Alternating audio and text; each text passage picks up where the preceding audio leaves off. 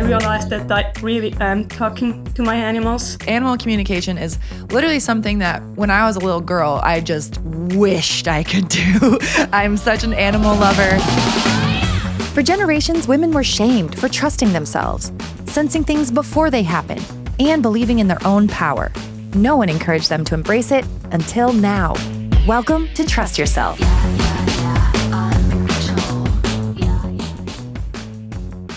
If you've ever stared into your dog's or your cat's eyes and you've wondered, what could you say if you could talk? Well, stick around because today we're going to talk about just that, animal communication. And today's guest, Ursina de Nando, is an animal communicator and an end-of-life guide from Switzerland. Her life's mission is to help people hear what their pets have been trying to say all along and teach you that you can also communicate telepathically with your own pets anytime you want. Think about how much easier this would be to pick out your pet's toys or maybe even help you discuss issues with the vet. This goes way beyond sit and stay. It's soulful and it's sacred, and it's something that all animal lovers can access. So if you have a pet or just a love for animals, you are going to want to stick around for this episode. It's a beautiful discussion about the souls of our lovable pets and what they're trying to tell us. So let's open up those lines of communications with our pets.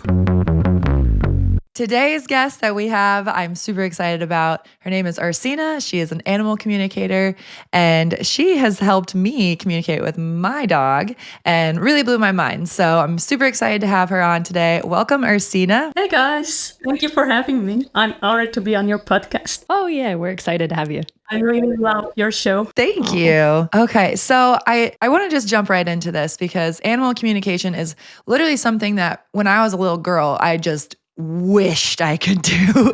I'm such an animal lover. I always had animals in my life, and that was like the one superpower I wished I could have. So to know that it's actually possible is really exciting for me. So I'm really excited to hear about how this kind of came about for you. So how did this come about? Like, did you just realize that you could communicate with animals, or did you specifically learn how to do it? How did you first kind of realize you could do this? No, I didn't just realize I could do it. Like, it was actually my animals who brought me to this. I mean, my whole life I've also grown up with animals all the time, but I never realized I probably have been talking with them all along. It was only later that my mother told me, like, you probably have been talking with them all along. But it was 3 years ago when 3 of my animals who were really very near and dear to my heart, they got sick in pretty quick succession, like in the span of 6 months. Like, I lost all 3 of them, and I went through the motions with all of them, like having all these questions, trying everything I could possibly do, taking them to the vet, trying every possible treatment, and nobody could help me, like not the vet, not the naturopath. I didn't have answers myself, and so I kind of started to look into alternative possibilities. And up until then, I was not a spiritual person at all. Like, that was something I pushed away from myself because, well, my mom has been very into spirituality and I didn't want to be like her. But now she's my biggest supporter. So if you're watching, thank you. Oh, I love it. Thanks, Mom. Yeah, thanks. So yeah, I started looking into alternatives, and that's when I found animal communication. And at the very beginning, I was very, very skeptical. I was like, yeah, I mean, I'll try because I don't have any other options, but I'm not really sure if this can work at all. And then when I came to accept that it does actually work, because we had these webinars and there were other people and we had confirmations, like you read something and then the other person told you, yeah, that dog actually does like the red ball or whatever. But I still thought, yeah, they can all do it, but I don't think I can really do it.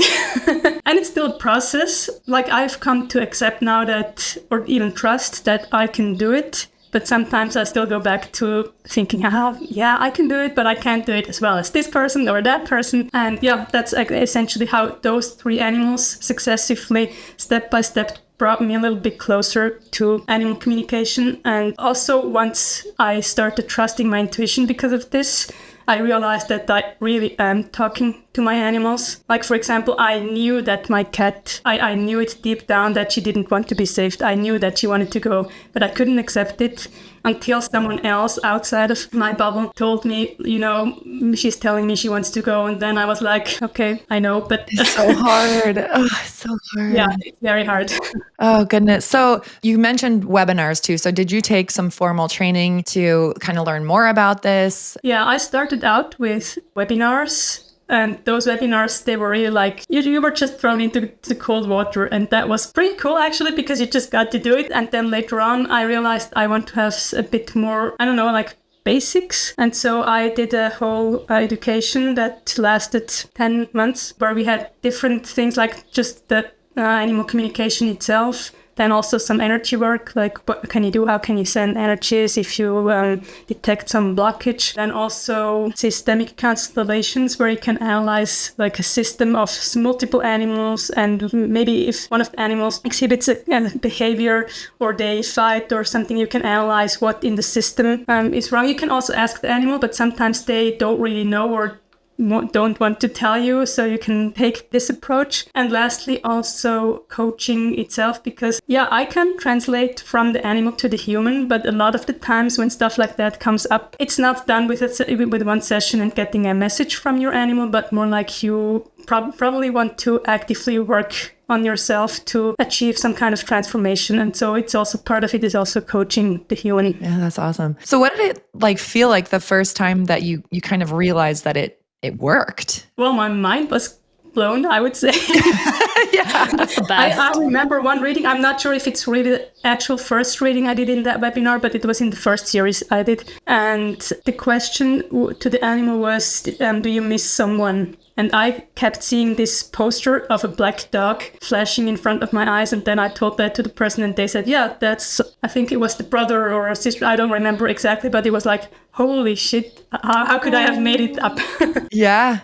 Because there's probably, I would assume while you're going through this, you had this like internal battle of like, am I just making this up or is this real? So was that like the first time where you were like, okay, I think I'm actually doing this? Yeah, but also you have to remember those successes, because every time you sit down and you do another reading, it's kind of like the same process again, because it just sounds so out there that you can look at the picture and that you connect with that being, be it an animal or a human. It works both.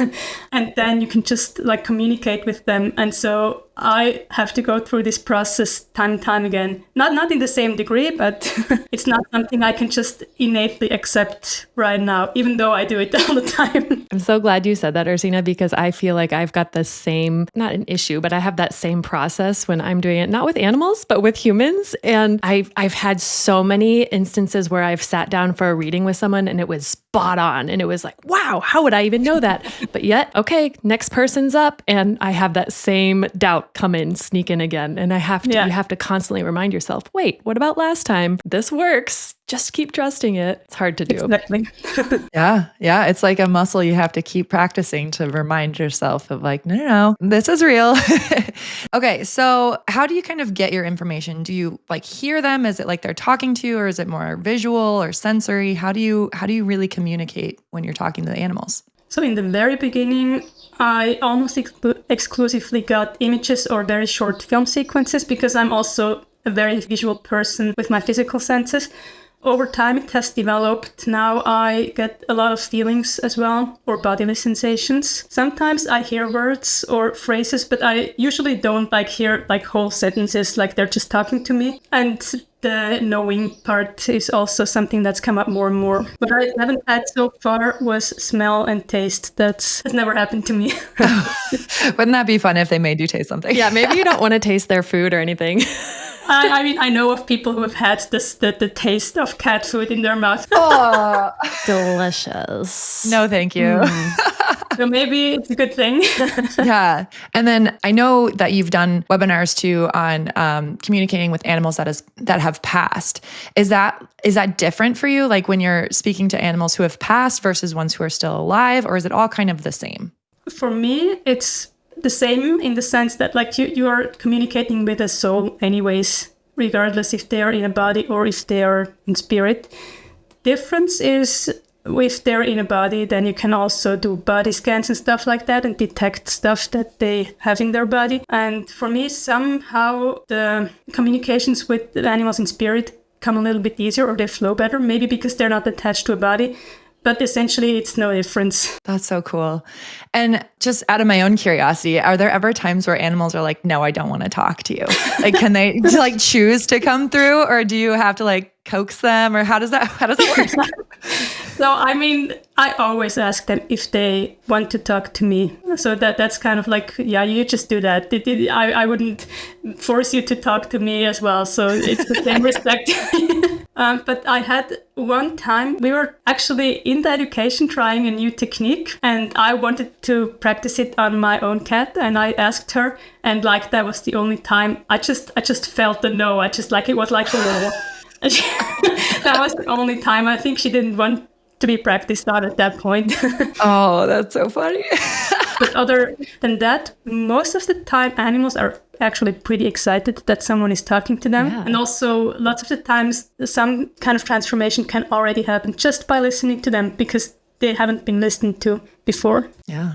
Ursina, you mentioned your mom being your biggest supporter now and was pretty spiritual. Does she communicate with animals, or can you go to her for advice? She says she has never learned animal communication, but she is so intuitive, like she picks stuff up. For example, when my dear chicken Stracciatella was sick, she kind of just picked up the feeling that she can't get better because otherwise I would go back to my old path. And that was totally true. I wouldn't have gone further. And so I'm pretty sure she does it. She just doesn't label it like that. But yeah, I'm very happy that I have someone I could open up from the beginning, because in the beginning I was like, even for me, it seemed very crazy in a sense. So I was very hesitant to talk to people about it. And it's only like a year after I started learning it that I kind of came out of the spiritual closet. Love it. So how do you kind of navigate that when your friends are kind of being skeptical? And for me too, it's something I want to share with my friends, but I also am aware that a lot of my friends aren't open to it. So it kind of is like this push and pull of, I want to talk about this with my friends and loved ones, but I also know that sometimes people aren't comfortable with it. It's almost like you have to find your new group of people that you can really trust and talk and open up about this stuff with. Yeah. What I found that's really cool is I have realized that I actually have spiritual friends who just never have talked about it. Oh, I love it. That's one thing, and the other thing is really just step into my confidence. Like I have done a lot of inner work, visibility work, and working on my confidence, and I've written down entire fictitious conversations of how I would talk to someone who's open, how I would talk to someone who's skeptical, and what my answers would be, just so I know I can actually answer if they come at me, and it's not like I'm there on the spot. And I just like some stuff of it is really just you have to believe, and if they don't, and that's fine, and that's their truth. But I can still have my own truth. That's a brilliant idea too, to just kind of preemptively kind of walk through what you would say or what you would do, because in the moment, you're right, it's kind of like you freeze and you're like, I don't know. so that's really great. So, and I'm just curious too, like before you even get into these sessions, like, is there anything that you do to like ground yourself, or how do you get into the zone, if you will, of to be able to communicate? It depends a little bit on my state of mind. Like if I had a very busy day and I'm much more in my head, then I sometimes do a meditation beforehand just to get myself into a really, really calm place. Sometimes it's enough to just do some energy management, in the sense like breathing deeply, just so I can feel, okay, now I'm in the zone. My cravings for chocolate are gone, or whatever. I love it. Not the Swiss chocolate. Oh my God. Yeah. So yeah, that's more or less it. But yeah, I usually do some grounding. Also, what helps me is to just go outside in this weather, obviously not in the winter necessarily, but just like go outside, bare feet in nature a little bit, walk around, and then that already brings me down. But the important thing is really that it can get out of your head and into your heart, because it's all about intuition and feeling. Yeah. Is there something that like the animals like communicate most often, or is there something that, I don't know, any sort of patterns that you pick up that they like to communicate? So the most common thing is that they usually want their human to learn something or to show their human something. And it's not like they don't just pee in the shoes because it's fun to pee in the shoes, but it has some kind of lesson for the human in it. It can be something that, for example, the peeing could be that they want to show you not to be pissed off all the time at work. It's such a cool way to think of it, as like, instead of, why is my pet doing all this bad behavior? And you're kind of reframing it from bad behavior to like, they're actually trying to communicate something. So that's super cool. Similar to toddlers, I feel like. Yeah. Have you had like any really unexpected or emotional messages that you've received from an animal that you had to communicate? Yeah, there have been, like, animals are pretty deep on a soul level. They're very deep, and the lessons usually are not that surface level, but they go much deeper. And so, for example, I just recently had a cat who, she was very sassy. She wouldn't go cuddle with their human, only with the mother of the human who lives with that human. And so I asked why she does that. And then she was like, well, I do love my human, but she's seeking the love from me that she doesn't give herself. And so I'm not a cuddly toy that you can just use for that. Oh my gosh. Most of the messages, if you dig behind it, then it's usually something deeper. And for me, I found I have connected with a lot of animals whose theme revolves around trust, because that's also something that I need to learn. So naturally, these animals attract me, or the other way around. Yeah. Always, there's also a lesson for me in there. I always learn something when I talk with an animal. That's so amazing. Ursina, the animal communicator / therapist. Yeah. Well, no, the animals are the therapists. Yeah, that's true. Yeah. And also, they're not in their head all the time. Like, they're much more connected to all that is, to nature, whatever. And that's also why they have these deep lessons. They just know stuff. Like, they innately know about life and death, and they're not scared of it while we're in our heads all the time and thinking about what we did wrong. So they're not doing that. And that's where we can learn a lot. Yeah. Well, Ursina, when you communicated with my dog, so my dog Murdoch, he's going to be 13 this year. He's a boxer, and health issues, obviously, with the age and with the breed. And you actually came to us through Instagram. You found us literally the day after he was diagnosed with cancer. And I just saw that you were an animal communicator. And I was just like, how much do you charge for your sessions? And you're like, oh, no, I'm not trying to sell you. I was like, no, I need this. So it was divine timing, obviously. And I loved that you were able to have that session with me and my dog. And what you were able to give me was that peace of mind, knowing I wasn't making the wrong choice, because, with the vet, they were like, we can do all these treatments, all these tests. Well, first you have to do all these tests to see if you can even do the treatments. And then this is what the treatment would be, and then surgery and all these things. And as an animal lover, and I've had this dog since he was a puppy, he's my baby. And so of course I want to give him everything and do everything. But I was kind of stuck between that rock and a hard place where I was like, do I do all these things? And how much would that even help him, or would that even be worse? And so I really appreciated how you were able to connect with him and basically just tell me or he was giving you the images of at the vet clinic doing all of these treatments. And I think you said something like the cold, hard surfaces and these big, scary machines. And instantly I was like, okay, I get it. Like, he doesn't need to do that. He doesn't need to go through that. And it just gave me this peace of mind that it was okay for me to just let him be. Because you even specifically said, like, he just wants to be with you. And I appreciate that so much. So I know what you do is so incredibly valuable, especially to the humans, the owners, because I wanted to ask him so bad. First of all, I want to ask him, is he in pain?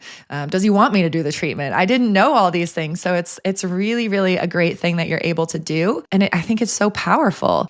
I'm very happy that it gave you some peace of mind. And that's exactly what I picked up from him, that he would do the treatment if it would be something that you want to do, but he didn't need it or didn't really want it. Yeah. And something that I just want to touch upon here is probably you already picked that up in your intuition. Probably. I'm pretty sure because most of the time they plant these thoughts in our heads. So we kind of already know, but like because we don't think we can communicate with them, then we just disregard that. Yeah, it's like we need that external validation, right? Yeah. It's somebody else to tell me. Exactly. So for our listeners who are curious about this and wanting to know if they can do it, first of all, would you say that anybody can do this? Yes, of course. Everybody has these senses. Like, I mean, it's something we're all born with. What I always say is it's like every baby communicates with their mother through intuition. And I mean, the mothers probably don't realize that they're telepathically communicating with their babies, but they just know when their baby needs something. So they do exactly the same. So we all have these senses, essentially, like we all have intuition, right? Yeah. We all have these moments when we thought of someone and then the next moment they call you. And so we do it all the time unconsciously. But what you need to do for animal communication is just consciously activating those senses and focusing your attention on that animal. That kind of opens the channel between you two. And then you receive these messages through your intuition, or receive and send. I love that. That's beautiful. Do you think that people can be reincarnated as animals in a later life? Like, have you ever heard that when you've been communicating with an animal that, oh, I was once a human? Or is it completely separate? Like they are their own, I don't know, entities or something, their own spirit beings? So I heard different opinions about this, but I believe that we are all souls. And like for me, a human body or an animal body, it's really just the hull, it's the vehicle. I always say you drive in that lifetime, and I don't think we're separate, because even though like some say, yeah, the animals go to a different realm than the humans, I don't believe that. It just goes against my belief of oneness. I believe that yes, you can. And I actually had a conversation with a dog once who said to their human, we have spent many lifetimes together. And you're my wife, I think. And like, he was a dog. And like, so. Oh, hey. I got chills. Go into detail, but like, I'm pretty sure they have been incarnated as humans before. So I think both ways can go. So cool. I agree. I totally agree, because I've heard people be like, my cat is my grandma. Like they're dead serious. They're like, that is my grandma. I know it. So I totally believe that. I love it so much. Okay. What is like your biggest wish for the future of this work? So at the very basic level, I would like for people to recognize that animals are souls, just like us. Even like the step before animal communication, you don't even have to believe that that is real, but just accept, or not accept, really believe that animals are souls just like us. And then the next step up would be, yeah, of course, I would love if there would be more people open to it, because it just opens a whole new world of not just interacting, but really co-creating our lives. Like if you can have a dialogue, you can live so differently. Like you can ask them stuff. You don't have to like guess and then decide for them. You can ask them, you can include them, and trust your intuition. Like you are always connected, and your animal is always communicating with you, whether you realize it or not. So you might as well just open up. Like just be open. And when you have a thought, for example, I've communicated with one cat several times, and in every communication with her, she has shown me a light-colored cat tree, but she doesn't have one. But her human told me she was thinking about getting her one. So I'm pretty sure the cat was planting that thought in the humans. Oh, I love that. Okay. So whenever you have a random thought about buying something for your pet, you should probably do it, because it's probably from your pet. Mm-hmm. That's what I'm getting. You can even, when you go buy food for your animal in the store, like look at the different options and think of your animal and ask them which one do you like, and see what kind of input you get. And maybe you get something, maybe not, but like just try it. Ooh, I like that idea. Definitely going to try it. Okay, so one final thing. How can our listener connect with you? So I have a website. It's called ursinabuildsbridges.com, and everything is on there. You can book a reading there. You can also join a waitlist for a digital product that I'm creating, which is a guide for, like, it summarizes everything I've learned through accompanying my pets through their last chapter on Earth and beyond, like how I stay connected. And it will have lots of information for you to make this journey easier and more peaceful for you, but also for the animal. So I'm creating that currently, but you can just join the waitlist and get the early bird price. And I also created a free meditation for reconnecting with your pet at the Rainbow Bridge. Like if you're, for example, consumed by guilt, or you just want to have a message from your pet, whatever, just if you want to reconnect, you can download that. I also have an Instagram. It's also ursina.buildsbridges, but it's also linked on the website. Perfect. We'll link everything in our show notes as well too, so that everyone can connect with you, book a session with you.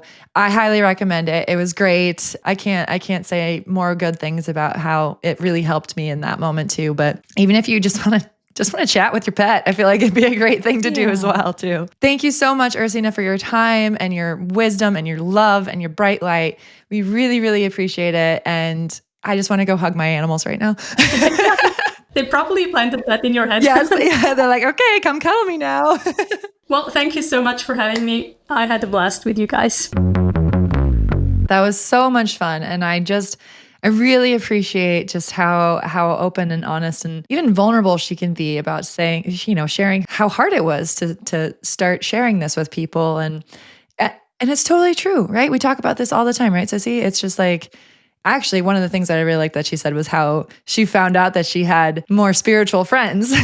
Yeah. And that it felt like it wasn't even really her choice to be spiritual. Like the animals made her do it. Like they led her on her path. And that's so cute. Yep. My biggest takeaway was that we are all souls. And I always think about, our humans that have passed on because we communicate with our past loved ones.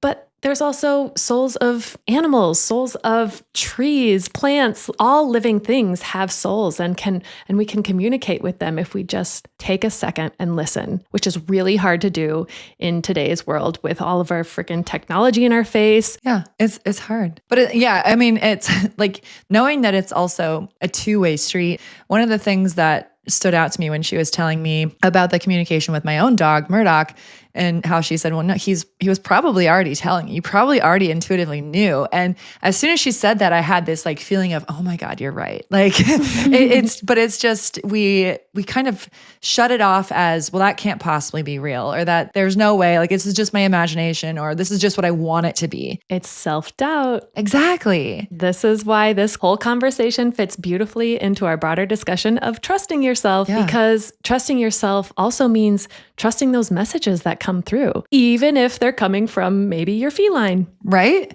Believing in the unbelievable. It's exactly what we're here to do. This is our mission. We want to help everybody start to just even be open-minded to believing in the unbelievable. When we do, these beautiful things can happen. We can have these beautiful connections, these beautiful communications.